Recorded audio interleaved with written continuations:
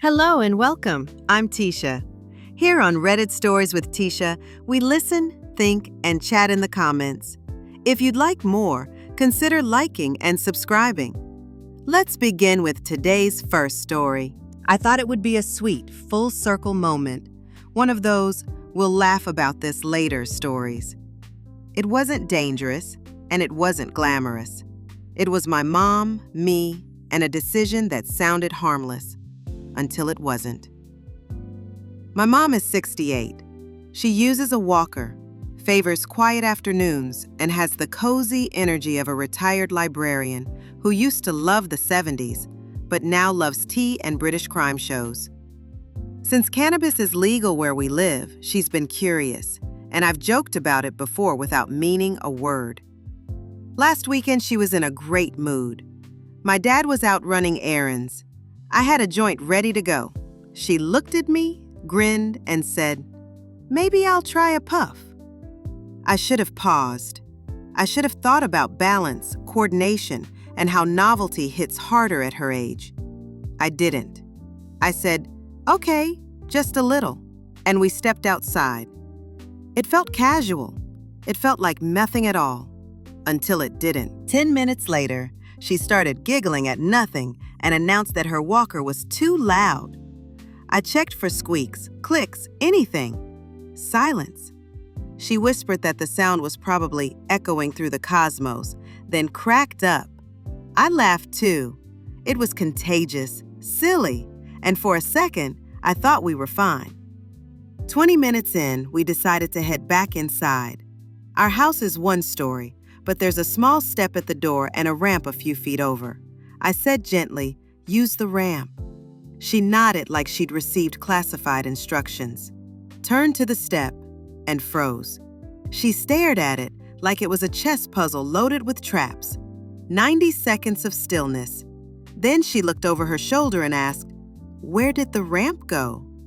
Did someone move it?" No one moved anything. I guided her to the ramp, slow and steady, like a very patient shepherd who is also slightly stressed. We made it inside. I exhaled. If that had been the end of it, I'd still feel sheepish, but not guilty. Unfortunately, we were just getting started. 30 minutes in, the munchies landed like a marching band. I tucked her onto the couch, then ran to grab a blanket. 5 minutes, maybe less. When I came back, she was in the kitchen like a contestant in a speed eating competition she did not sign up for. On the counter, 3 empty ice cream containers. 2 were the cheap ones we don't mind finishing. The third was the nice one, my dad's quiet treasure he hides behind the frozen peas and rations like it's gold. She had demolished all 3. She blinked up at me, wide-eyed, and said, "I only meant to take a bite to see if I liked it." I asked if she realized one of them was Dad's special stash. She glanced at the freezer, then said, perfectly serious, "Oh, that explains the peas." I didn't know whether to laugh or apologize to the entire frozen foods aisle. An hour later, my dad came home. I tried to stall him with small talk near the sink, which is exactly the kind of behavior that makes a person suspicious. He walked straight to the freezer, opened it, and paused. There's a unique kind of silence when a parent discovers snacks have been raided. Then he said, "What on earth?" With the weight of a man who buys good ice cream to savor, not to share. On the couch, my mom immediately began a theatrical snore, as if she had been sleeping peacefully for hours, and definitely not debating cosmically noisy walkers or reorganizing peas. I covered for her. Badly. He looked from the empty container to me, to my mom, and the conclusion wrote itself. The conversation that followed was not dramatic, but it was pointed. He called it corrupting to introduce something novel to someone older, even if it was legal, even if it was just a small amount, even if it seemed like a harmless curiosity. I said it was a misjudgment. He said it was careless. Neither of us was wrong. Here's the part I keep replaying. My mom wasn't unsafe. but she could have been.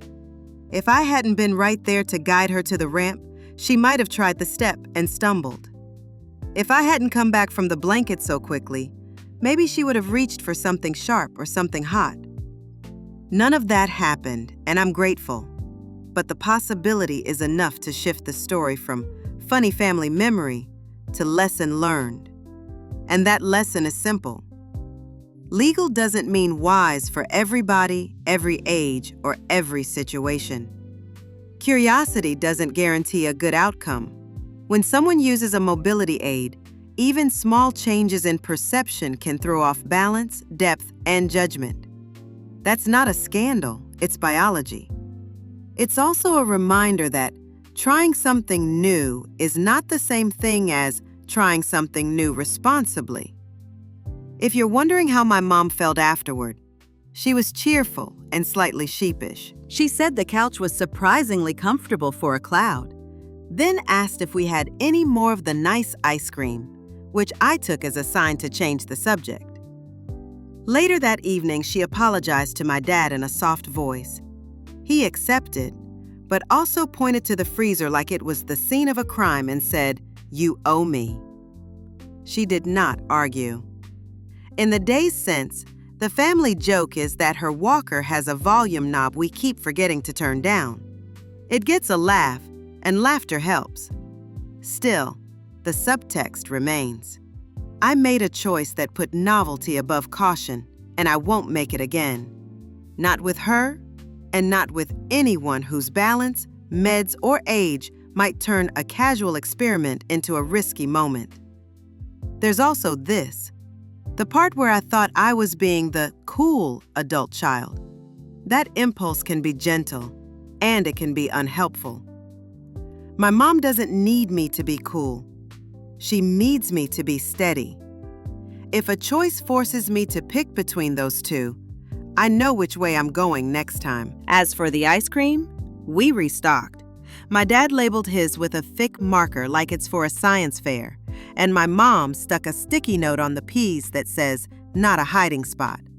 The house feels normal again.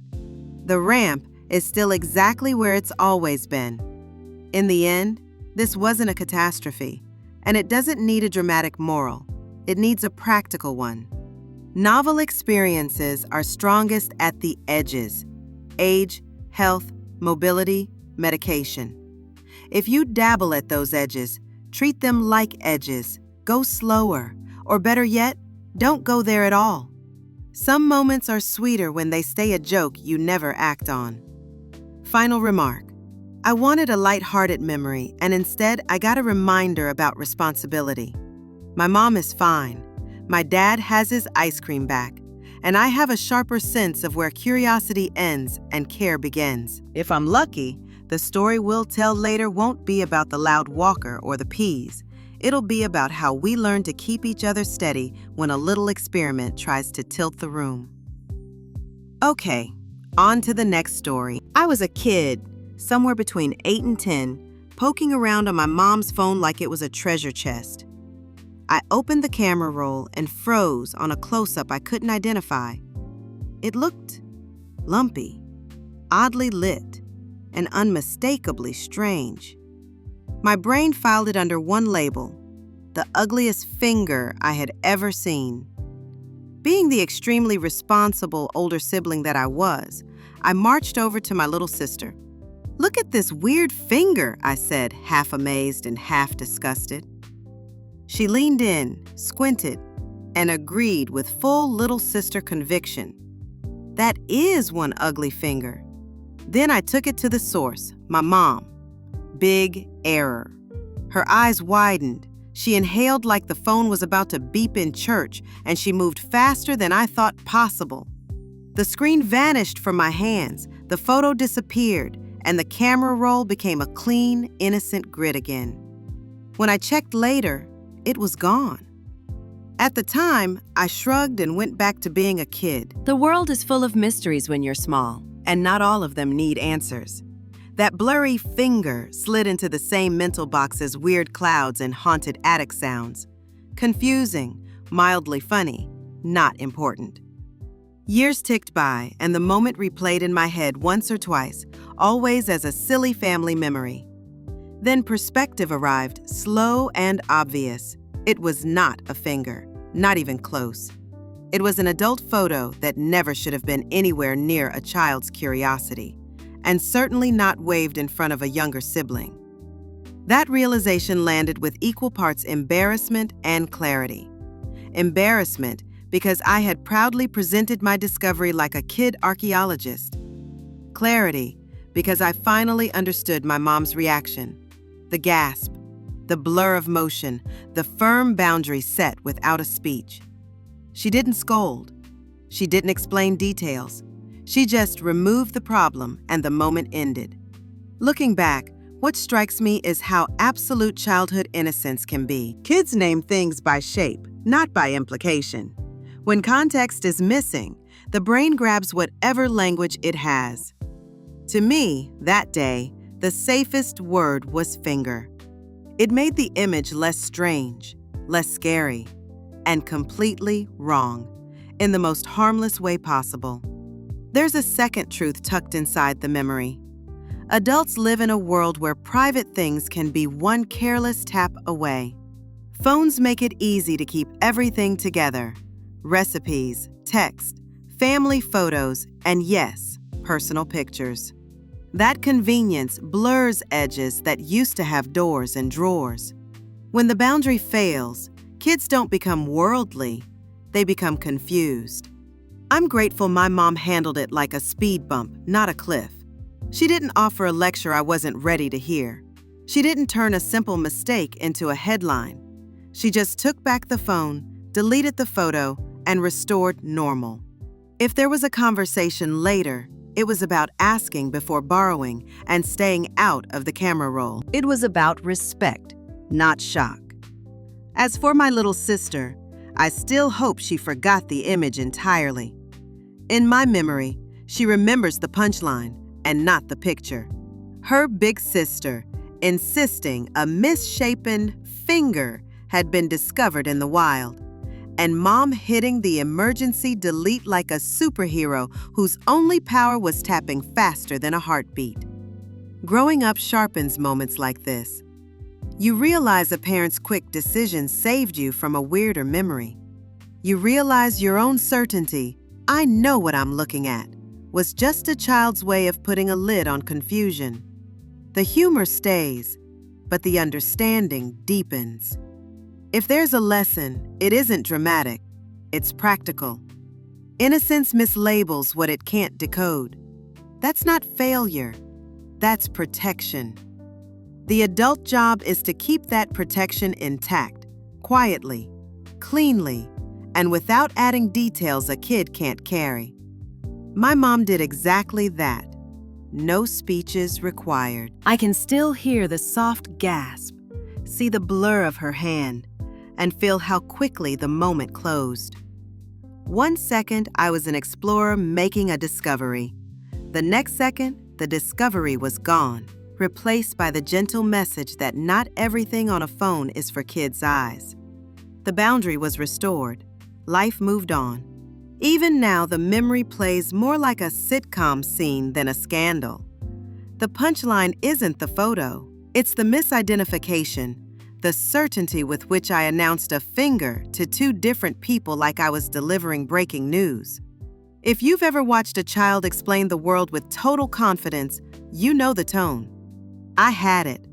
I wore it proudly. I was absolutely, positively wrong. Years later, I'm at peace with that wrongness. It means the shield was still up.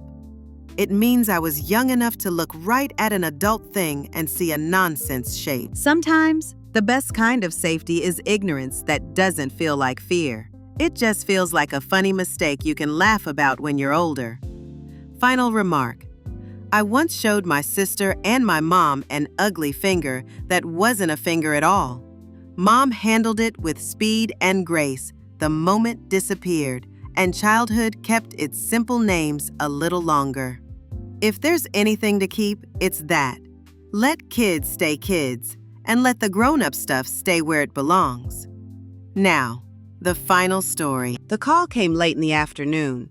It wasn't my custody time, but the school said no one had picked up my son. I said I'd come. He's my child. At the office, my son was ready to go. Nearby stood my ex's daughter, watched by a teacher. I was told I was on her approved pickup list. Could I take them both? I was surprised. Then I was clear. I said no, asked to be removed from her list, thanked staff, and left with my son. Later, through our parenting app, my ex exploded. He said his daughter waited until 7 and asked how I could leave her. His wife was delayed. He was working. The fury leapt off the screen. Context matters. When I was pregnant, he cheated. That affair became his daughter. Same age as our boy, same school, different home. We share our son 50-50. I am not a parent to his daughter. We don't speak. That boundary kept a volatile history from running our lives. Adding me to her pickup list happened without consent. I won't be turned into their emergency plan by surprise. My son is my responsibility. His daughter is his. Schools should rely on contacts who agree to help, not on whoever is convenient at closing time. Driving home, I replayed the scene. 2 kids, a kind teacher. That late day hush. My son reached for me. The other child waited with patient manners. I held the line. Not angrily, just firmly. Boundaries aren't walls against kindness. They are braces that keep you standing. There's a tempting version where I say yes, just this once. But just once is how precedent begins. Do it once, and next time arrives dressed as another exception. Soon, the school calls me first. The child looks to me, and my ex treats my time like his budget. Staff weren't the problem. They were solving a clock. My frustration belongs with whoever added me to that list. If there was a real crisis, I'd still protect the line while helping them reach an authorized adult and documenting it. Care does not require custody. Empathy for the girl is not in question. She deserves predictable care from the people who promised it. It's not kindness to hide another household's planning failures under my availability. Then teach everyone that I'll absorb the overflow. My ex framed blame as concern. How could you leave a child? Tilted toward the facts. He, or his household, put me on a list without asking, then missed pickup on his time. He wanted my boundaries to cover his planning. That isn't a moral test. It's logistics wrapped in shame. What I will do: always pick up my son, even off schedule. Notify schools if my name appears where it shouldn't. Help confirm an approved adult is on the way. Document everything. What I will not do: become the default emergency pickup for a child who isn't mine. People want verdicts. Aita? Life isn't a courtroom. It's a blueprint.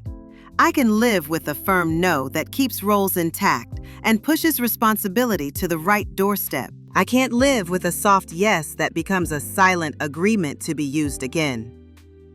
If my ex storms in the app, the forecast doesn't change. He won't add me to list without consent. He won't outsource emergencies born from poor planning. My boundary is not cruelty. It's clarity.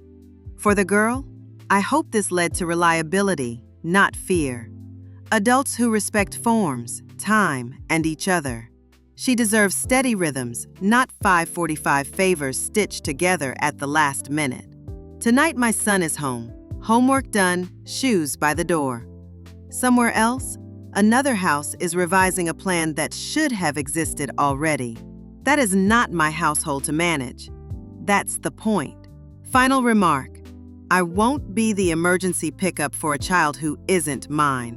I'll protect my son, cooperate with the school, and keep responsibility where it belongs. If that makes me the villain in someone else's story, I can live with it, because it makes me the adult my child can count on, every single time. How would you handle it? Share your thoughts in the comments. Thanks for being here and for keeping it kind. I'm Tisha. This was Reddit Stories with Tisha. If you'd like more, Consider liking and subscribing. See you in the next one.